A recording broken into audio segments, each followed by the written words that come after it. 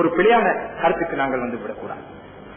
பல இனங்கள் மத்தியில் நாங்கள் வாழ்கிறோம் என்ற வகையில், இந்த யதார்த்தத்தை நாங்கள் ஏற்றுக்கொண்டிருக்கிறோம் என்ற வகையில், நிச்சயமாக எங்களது சமய தனித்துவம், சன்மார்க்க தனித்துவம், எங்களுடைய கலாச்சார தனித்துவம் இவற்றை பேணி பாதுகாப்பதில் பல அறைகூவல்களுக்கு நிச்சயமாக முகம் கொடுக்கும். ஒதுங்கி வாழ்ந்தால், தூரமாகி வாழ்ந்தால், பல போது எங்களது சமூகம் வாழ்ந்து வந்தது போல எல்லா இடங்களோடும் தொடர்புகளை குறைத்துக் கொண்டு நாம் உண்டு நம் பாடுண்டு என்று வாழ்ந்தால் பிரச்சனைகள் குறைவாக இருக்கும். ஆனால் இஸ்லாத்தின் நிலைப்பாடு அல் முஃமினுல் லதி யுகாலித்து الناس ويصبر على أذاهم خير من المؤمن الذي لا يخالط الناس ولا يصبر على أذاهم ஸல்லல்லாஹு அலைஹி வஸல்லம் சொன்னார். மனிதர்களோடு கூடி வாழ்ந்து அப்போது வருகின்ற பிரச்சனைகளை பொறுத்து வாழ்கின்ற முஃமின், மனிதர்களோடு கூடி வாழாமல் ஒதுங்கி வாழுகின்ற, அவர்களது பிரச்சனைகளை சகித்துக் கொள்ளாமல் தூரமாகி வாழுகின்ற முஃமினை விட மிகவும் சிறந்தவன், அல்லாஹ்வுக்கு மிகவும் உகப்பானவன் என்று சொன்னார்கள் ரசூலுல்லாஹி ஸல்லல்லாஹு அலைஹி வஸல்லம். இந்த வகையிலே நாங்கள் ஒதுங்கி வாழ்ந்தால், பழங்கி வாழ்ந்தால், தூரமாகி வாழ்ந்தால் பிரச்சனை இல்லை. ஆனால் இஸ்லாம் சேர்ந்து வாழுமாறு, கூடி வாழுமாறு மன்னிக்கிறது. அந்த வகையில் கூடி வாழ்கின்ற போது எங்களது தனித்துவத்தை கட்டி காத்துக் கொள்வதில் பிரச்சனை இருக்கிறது. முஸ்லிம்கள் பெரும்பான்மையாக வாழ்கின்ற நாட்டிலே தனித்துவத்தை பேணுதல் என்ற ஒரு பிரச்சனையே கிடையாது. கால்பட்டாலும் முஸ்லிம், கைப்பட்டாலும் முஸ்லிம், சிரித்தாலும் முஸ்லிம், பார்த்தாலும் முஸ்லிம், குறுக்கி பார்த்தாலும் முஸ்லிம். அது மட்டுமல்ல, கூட்டத்தில் பேசுறவனும் முஸ்லிம், கேட்கிறவனும் முஸ்லிம், கூட்டத்தை வந்து நிப்பாட்டவனும் முஸ்லிம், பேசுறவனை கைது செய்யறவனும் முஸ்லிம், அவனை சிறையில போட்டு அடிக்கிறவனும் முஸ்லிம். பிரச்சனை இல்லை. அதுல தனித்துவம் என்ற பிரச்சனை இல்லை. இதை நாங்க முஸ்லிம் நாடுகளில் பார்க்கிறோம். தனித்துவம் இல்லையோ அது பேணப்படுது. ஆனால் எங்களை பிரச்சனை அதல்ல. எங்களை பொறுத்தவரையிலே நாங்கள் பல இனங்கள் மத்தியில் வாழ்கிறோம். நாங்கள் மாத்திரமல்ல, நான் ஏற்கனவே சொன்னது போல 120 நாடுகளில் வாழுகின்ற இந்த வகையில் நாங்கள் தான் பெரும்பான்மை முஸ்லிம்கள் 56 நாடுகள் வாழ்கிறார்கள். நாங்கள் 120 நாடுகள் வாழ்கிறோம். எனவே அந்த வகையில் நாங்கள் சிறுபான்மையினர் ஆகிய பெரும்பான்மையினர் என எங்களுக்கு 120 நாடுகள் இருக்கு. அவங்க 56 நாடுகள் தான் இருக்கு.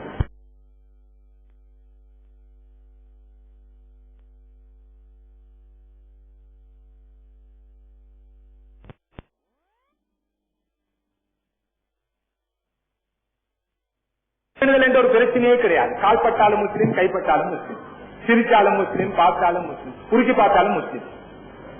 அது மட்டுமல்ல, கூட்டத்தில் பேசுறவனும் முஸ்லிம், கேட்கிறவனும் முஸ்லிம், கூட்டத்தை வந்து நிப்பாட்டவனும் முஸ்லிம், பேசுறவனை கைது செய்யறவனும் முஸ்லிம், அவனை சிறையில போட்டு அடிக்கிறவனும் முஸ்லிம். பிரச்சனை இல்லை. அதுல தனித்துவம் என்ற பிரச்சனை இல்லை. இதை நாங்க முஸ்லிம் நாடுகளில் பார்க்கிறோம். தனித்துவம் இல்லையோ அது பேணப்படுது. ஆனால் எங்களை பிரச்சனை அதல்ல. எங்களை பொறுத்தவரையிலே நாங்கள் பல இனங்கள் மத்தியில் வாழ்கிறோம். நாங்கள் மாத்திரமல்ல, நான் ஏற்கனவே சொன்னது போல 120 நாடுகளில் வாழுகின்ற இந்த வகையில் நாங்கள் தான் பெரும்பான்மையினர். பெரும்பான்மை முஸ்லிம்கள் 56 நாடுகள் வாழ்கிறார்கள். நாங்கள் 120 நாடுகள் வாழ்கிறோம். எனவே அந்த வகையில் நாங்கள் சிறுபான்மையினர் ஆகிய பெரும்பான்மையினர் என எங்களுக்கு 120 நாடுகள் இருக்கு. அவங்க 56 நாடுகள் தான் இருக்கு. இந்த வகையில் எங்களை பொறுத்தவரையிலே நாங்கள் பல இனங்களோடு, பல சமயத்தவர்களோடு வாழ்ந்து கொண்டிருக்கிறோம். இந்த சந்தர்ப்பத்தில் நான் ஏற்கனவே சொன்னது போல போராக்குறைக்கு சேர்ந்து வாழ வேண்டும், சுமூகமாக வாழ வேண்டும், உதவி செய்ய வேண்டும், ஒத்தாசை செய்ய வேண்டும், ஒத்துழைக்க வேண்டும் என்று சொல்கின்ற போது ஏற்கனவே தனித்துவத்தை இழந்திருக்கின்ற நாங்கள் இன்னும் இருப்பதை மறந்து விடுவோம் என்ற ஒரு பயம் ஏற்படுவது நியாயம். எனவேதான் நாங்கள் இஸ்லாமிய வரையறைகளை பேணி இஸ்லாம் சொல்கின்ற விதத்தில், நாம் சொல்கின்ற விதத்தில் அல்ல, குர்ஆன் சுன்னாவும் சொல்கின்ற விதத்தில், சீரா எங்களுக்கு வெளிச்சம் போட்டு காட்டுகின்ற விதத்தில், எங்கள் சலஃபு ஸாலிஹீன்களுடைய வழிமுறையின் அடிப்படையில் நாங்கள் பிற சமயத்தவர்களோடு எங்களது உறவுகளை, தொடர்புகளை வைத்துக் கொள்கின்ற அதே வேளை, அதே சந்தர்ப்பத்தில் எமது சன்மார்க்க தனித்துவத்தை எப்போதும் கட்டி காத்து அதனை உறுதி செய்ய வேண்டிய தேவை இருக்கிறது. எங்களுடைய கலாச்சார தனித்துவத்தை குறிப்பாக கட்டி பாதுகாக்க வேண்டியிருக்கிறது. ஏன் நான் இதனை திரும்ப திரும்ப தூக்குகிறேன் என்றால், ஒரு முஸ்லிம் நாட்டிலே எங்களை நாங்கள் முஸ்லிம் என்று இனம் காட்டிக் கொள்ள வேண்டிய அவசியம் இல்லை. என்றால் எல்லோரும் முஸ்லிம்கள் பெரும்பான்மை. ஆனால் ஒரு முஸ்லிம் அல்லாத நாட்டிலே எங்கள் ஒவ்வொரு நடத்தையும் நான் ஒரு முஸ்லிம் என்று தெரிய வேண்டும் என்பது போல எங்களது நடை, உடை, பாவனையில், எங்களுடைய பழக்க வழக்கங்களில், எங்களுடைய சம்பிரதாயங்களில் மூலமாகவும் நாங்கள் முஸ்லிம்கள் என்பது மிகவும் தெளிவாக இனம் காணப்படுகிறது. அதை கொண்டுதான் ஒரு சிறுபான்மை சமூகம் தொடர்ந்தும் தனது சமூக கட்டுக்கோப்பை கட்டி காத்து பாதுகாத்து தொடர முடியும். இல்லாத போது ஏனைய சமூகங்களோடு இறந்தர கலந்து தங்கள் தனித்துவத்தை முற்றுமுழுதாக இழந்துவிட கூடியதாக இருக்கும். இந்த நடைமுறையிலே முஸ்லிம்களில் சிலர் இந்த தனித்துவத்தை மறந்து அப்படியே ஏனைய சமூகங்களோடு சங்கமாகிக் கொண்டிருக்கிறார்கள். இன்னும் சிலரோ தனித்துவம் காப்போம் என்ற பேரில் ஓடி ஒதுங்கி பயந்து வாழ்கிறார். இந்த ரெண்டு நிலைப்பாட்டை இந்த சமூகத்திலே பார்க்கிறோம். ஆனால் இஸ்லாத்தின் நிலைப்பாடு மூன்றாவது நிலைப்பாடு. தனித்துவத்தை கட்டிக்காப்பு என்ற பெயரில் ஒதுங்கி வாழுவது இஸ்லாத்தின் நிலைப்பாடு அல்ல. எல்லோரோடும் கூடி வாழ வேண்டும் என்பதற்காக எங்கள் தனித்துவத்தை இருந்து அப்படியே நாங்கள் கனாவாகுவது தத்துவப்புடைய பார்வையிலே சிறரில் போய் சங்கமமாகுவது இஸ்லாத்தின் நிலைப்பாடு. ரெண்டுக்கும் இடையிலே இஸ்லாத்துடைய நிலைப்பாடு இருக்கு. எங்களுடைய தனித்துவத்தை கட்டிக்காத்த நிலையில் நாங்கள் பிற சமுதாயத்தவர்களுடன் எங்களுடைய உறவுகளை நாங்கள் வைத்துக் கொள்ள வேண்டும். இதனால் எந்த பிரச்சனையும் இல்லை. அதை மூடி மறைக்க வேண்டிய தேவை, எங்களை தனித்துவத்தை காட்டாமல் இருக்க வேண்டிய அவசியம் எந்த வகையிலும் எங்களுக்கு கிடையாது. நாங்கள் பெரும்பான்மையாக இருந்தாலும் சரி, சிறுபான்மையாக இருந்தாலும் சரி, எங்களுடைய பாடசாலைகள் எங்களுடைய இஸ்லாமிய தனித்துவம் பேணப்பட வேண்டும். நாங்கள் தொழில் புரியும் இடங்களில் எங்களுடைய இஸ்லாமிய தனித்துவம் பேணப்பட வேண்டும்.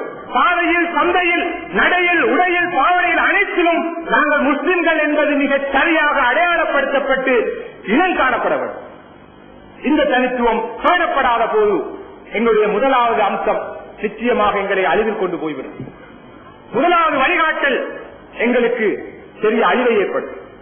எனவே அதனோடு இதுவும் கருத்தில் கொள்ளப்பட வேண்டும் என்பதனை நீங்கள் மனதில் கொள்ளுங்கள்.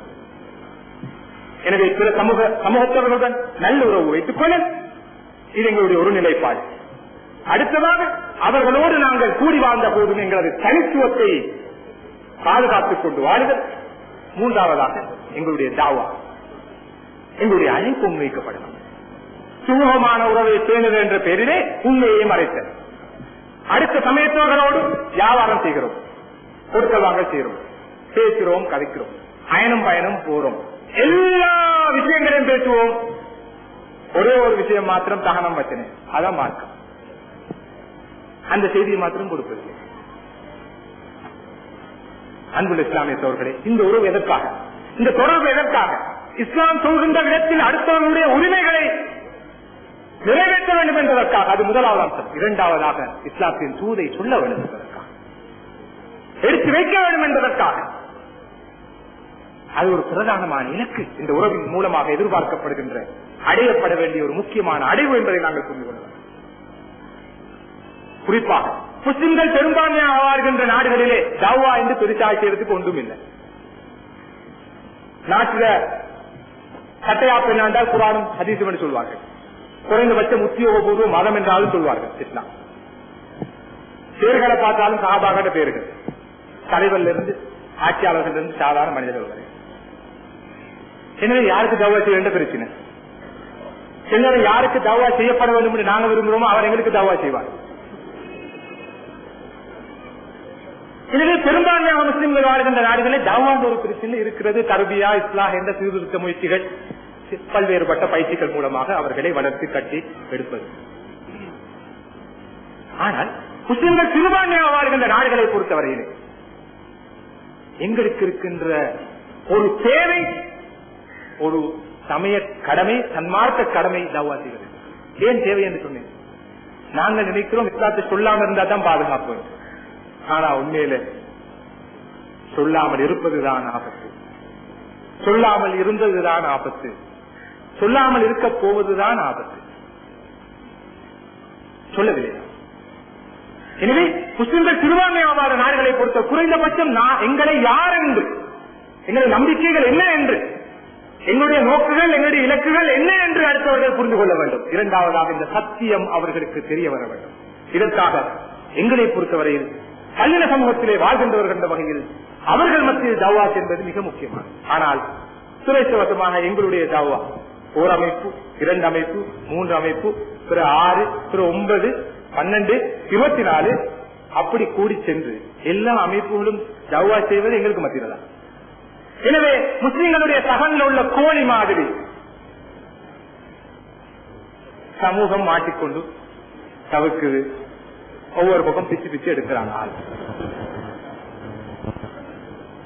அதை விட்டு போட்டு உண்மையிலேயே எங்களுடைய செய்தியை நாங்கள் எங்களோடு பல நூற்றாண்டுகளாக வாழுகின்ற, அயலில் வாழுகின்ற, சேர்ந்து வாழுகின்ற, கூடி வாழுகின்ற, வியாபாரம் செய்கின்ற, தொழில் புரிகின்ற அன்பர்களாக இருக்கின்ற, நண்பர்களாக இருக்கின்ற அந்த மக்களுக்கு இந்த செய்தியின் அடிப்படையை சொல்ல முடியும் என்றிருந்தால், அல்லாஹு தாலா எங்களுடைய உலக வாழ்க்கையை சீராக வைப்பான்.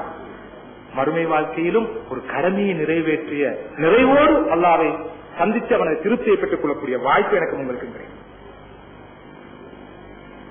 அன்புள்ள இஸ்லாமிய சகோதரர்களே, உண்மையில் தாருல் குஃப்ரில் வாழுகின்ற அனுமதி கூட அவர்கள் தௌவா செய்ய வேண்டும் என்ற நிபந்தனையிலே தரப்பட்டிருக்கிறது என்பதனையும் நீங்கள் மனதில் கொள்ள வேண்டும் என்று நான் எதிர்பார்க்கிறேன்.